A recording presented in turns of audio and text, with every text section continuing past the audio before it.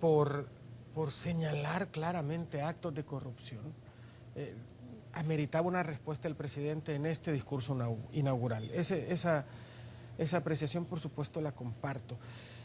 Yo, si creo que hay alguna omisión en este discurso, es el llamado a los empresarios honestos, el llamado a la gente de derecha honesta, seria, sensata, con la que se puede dialogar, porque es muy curioso. La noche anterior, en un cóctel, cuando todavía era presidente electo, Mauricio Funes habló de esto en un tono muy cordial. Los empresarios, y mi gobierno, y los empresarios, y tenemos una muy buena relación, y hemos aprendido a entendernos y a saber que podemos trabajar juntos. Esto lo dice la noche anterior, pero yo lo siento muy ausente en su discurso de toma de posesión. Porque en este discurso de toma de posesión, a pesar de que comienza siendo un llamado a la unidad, después hace un poco un ataque. Él habla de algunas derechas, ¿ya? Pero si llamas a la unidad nacional, no solo te quedes en algunas derechas que han dañado al país, habla de las otras derechas, las que no han hecho eso, con las que te podés sentar a dialogar y a negociar. ¿Por qué? Porque si no, no tiene sentido que hagas un llamado a la unidad. Ya digo, me pareció una ausencia en el discurso, no necesariamente en la visión de gobierno que tiene, porque lo había dicho ya anteriormente. Ahora, de ahí en fuera sí es un discurso duro, sí tiene algunas referencias de ruptura muy claras, ¿no? Ya no nos podemos equivocar, y no equivocarnos significa no cometer los errores que cometieron antes, que son ser complacientes con la corrupción y tolerar el crimen organizado y gobernar para unos pocos, ¿no? Esto es básicamente lo que está diciendo. Los errores que se cometieron en el pasado no están pasados, es el día anterior, es el presidente saliente que lo tiene atrás de él. Son los 3 expresidentes de Arena que están enfrente de él. En ese sentido, alguien lo pudo haber tomado como un discurso duro, pero ese discurso no se hace para estas 4 personas, ¿no? Entonces, es su toma de posesión con un muy claro mensaje de ruptura. De aquí en adelante las cosas van a ser distintas. A eso solo yo agregaría que del dicho al hecho hay mucho trecho, ¿no? Que efectivamente a todos nos encantaría un gobierno que no fuera complaciente con la corrupción, que no tolerara ni temiera al crimen organizado, que no gobernara para unos pocos, sino para todos. A todos nos gustaría eso, sobre todo en momentos como este, ¿no? Ahora, del dicho al hecho, ahora Mauricio Funes tendrá que responder por las palabras, no solo que pronunció en este discurso, sino por las promesas que hizo durante toda su campaña. ¿Se puso una camisa de fuerza claramente con el discurso? Yo más bien creo que se puso una camisa, él habla de moral y de ética, se puso una camisa de fuerza en ese sentido. Yo no creo que con acciones concretas. Al final las acciones concretas o las promesas concretas que tú puedes hacer en campaña van cambiando de acuerdo a cómo la realidad se va transformando. Pero las cuestiones de principios y de visión de gobierno, en ese sentido no es que se ponga una camisa de fuerza, es que esa es su oferta. Y por esa se votó. Bueno, ahora tiene que asumirla y cumplirla, porque efectivamente este país necesita exactamente eso. Necesita mensajes claros de que se terminó la impunidad, mensajes claros de que no se va a tolerar la corrupción, aunque la corrupción, hasta donde yo sé, en ningún lugar del mundo se termina por decreto. Es un discurso inaugural donde no puede hablar de todo. Ahora tendrá que decirnos cómo piensa terminar con esa corrupción, porque por decreto no se termina. Ok. Héctor.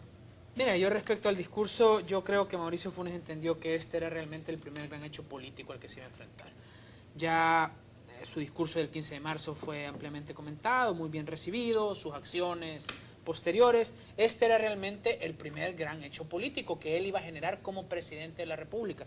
Creo que lo entendió muy bien y yo supongo que así estructuró su discurso, con base en saber que ese era su primer hecho político, y como tal, lo que él hizo fue lanzar mensajes. En un discurso de inauguración no elaborás un programa, no desarrollás un programa, lanzás mensajes políticos, lo hacen todos los presidentes.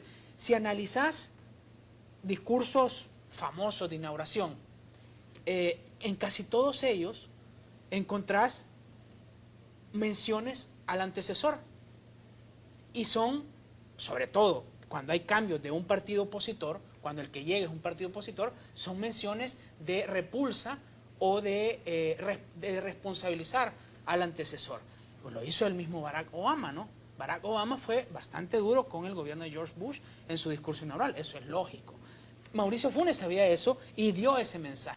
Su discurso empieza haciendo algunas referencias personales y luego pasa a hablar de crisis y hablar de creatividad, hablar de que no tiene el derecho a equivocarse ni él ni su gobierno. Y luego pasa a hacer el señalamiento al gobierno anterior, ¿no? Esos son todos mensajes políticos. ¿Fue duro? Hombre, sí, claro, fue duro con el antecesor. Yo creo que el expresidente Saca no se esperaba eso, bastaba ver el rostro durante la toma de posesión para saber que no se lo esperaba. Tampoco creo que se lo esperaban los expresidentes de Arena, ¿no? Sin embargo, a lo largo del discurso después él... Pero contiene acusaciones concretas. O sea, no es solamente que fue duro. Correcto, pero entonces ahí sí hay... del crimen organizado. Ahí hay un tema. Es una acusación concreta y muy fuerte. Correcto, pero entonces ahora... Y tendría que probar, ¿no? Eso, claro. Entonces es lo que dice Carlos. O sea, del dicho al hecho, hoy está bien. Ese es un mensaje político.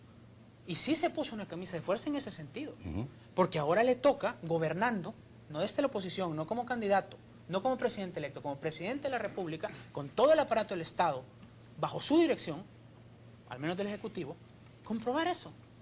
O sea, él sí se puso una camisa de fuerza en el sentido de que yo esperaría ver al presidente Funes muy pronto estableciendo algún precedente en el tema de combate a la corrupción. Claro. No te digo que capturando a alguien o encarcelando a alguien, pero simplemente haciendo funcionar a la Policía Nacional Civil.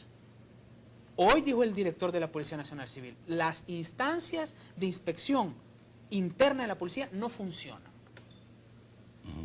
Bueno, ese es un primer paso. Ese es un primer paso. El jefe del director de la policía es el ministro de Seguridad. Y el jefe del ministro de Seguridad es el presidente de la República. Entonces, en ese sentido, sí hay... Lo que sigue debería ser eso, ¿no? Yo luego rápidamente voy al tema sobre las derechas. En el tema de la derecha partidaria, evidentemente fue muy duro. Sin embargo, yo no estoy de acuerdo en que haya habido una omisión. O bueno, quizás no quedó expresado verbalmente en el discurso, pero sí hay un mensaje político. En este caso, yo insisto, el silencio y la referencia breve que hace, implícita, a la derecha empresarial, tiene un signo totalmente diferente al que hace la derecha partidaria. Claro, el que hace la derecha partidaria es muy estridente, ¿no? Pero el que hace la derecha empresarial es muy suave.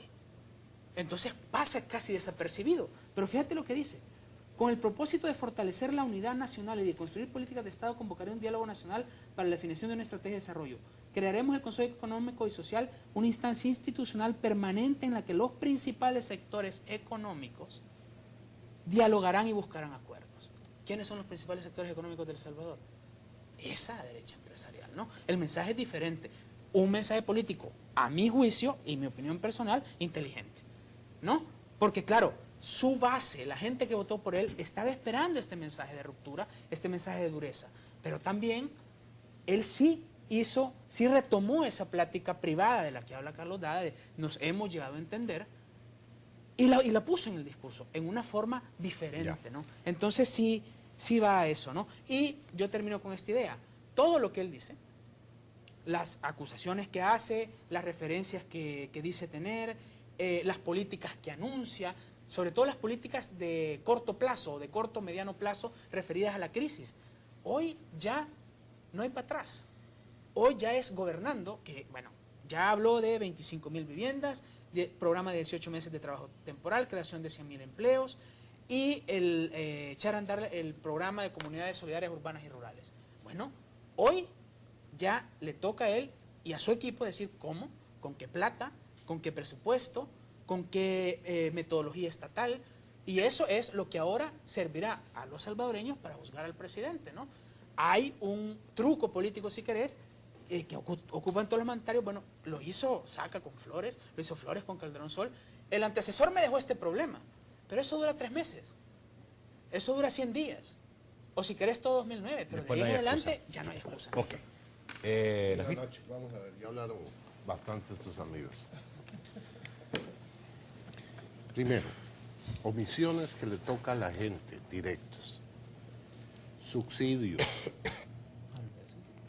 Ya.